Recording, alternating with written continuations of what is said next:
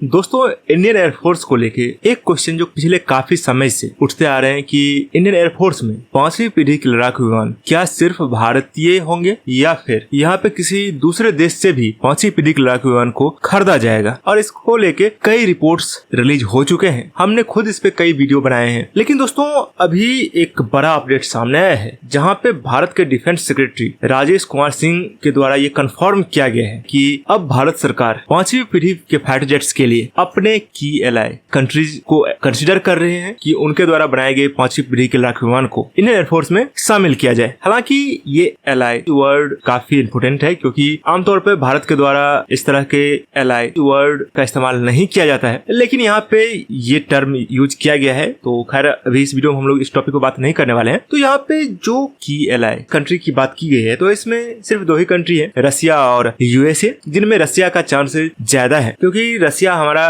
काफी लंबे समय से डिफेंस पार्टनर रहा है। और ऐसे में हो सकता है भारत सुखोई 57 को कंसीडर करे और इसे इंडियन एयरफोर्स में शामिल करे क्योंकि भारत के स्वदेशी 5वीं पीढ़ी के लड़ाकू विमान को आने में अभी टाइम लगने वाला है। ऐसे में रसिया की ओर से कई बेहतरीन ऑफर्स भी किए जा रहे हैं। तो हो सकता है यहाँ पे भारतीय सरकार रसिया के सुखोई 57 को ही यहाँ पे मुख्य रूप से कंसीडर कर रहे हो और आने वाले कुछ समय में हमें इसको लेके क्लैरिटी मिल जाएगी कि वास्तव में भारत कौन से फाइटर जेट एक्वायर करने वाले हैं। हालांकि चांसेस यहाँ पे सुखोई 57 के कहीं ज्यादा है F-35 की तुलना में, क्योंकि F-35 के लिए जो पिछला इंसिडेंट यूके नेवी के F-35B के साथ हुआ है वो भी एक निगेटिव पॉइंट ऐड कर रहा है। तो आगे देखते हैं यहाँ पे कौन से फाइटर जेट इंडियन एयरफोर्स को मिलने वाले हैं, क्योंकि यहाँ पे इंडियन एयरफोर्स को 5वीं पीढ़ी के लड़ाकू विमान की सख्त आवश्यकता है। क्योंकि वैसे ही भारत के पास जो स्क्वाड्रन स्ट्रेंथ है वो रिक्वायर्ड स्ट्रेंथ से काफी कम है। जहाँ पे रिक्वायर्ड 42 स्क्वाड्रन की है, वहीं पे करंटली सिर्फ 31 स्क्वाड्रन के साथ ही इंडियन एयरफोर्स ऑपरेट कर रही है। और जिस हिसाब से चाइना और पाकिस्तान 5वीं पीढ़ी के लड़ाकू विमान को अपने एयरफोर्स में शामिल करने जा रही है, ऐसे में भारत को भी अपने एयरफोर्स के लिए 5वीं पीढ़ी के लड़ाकू विमान की आवश्यकता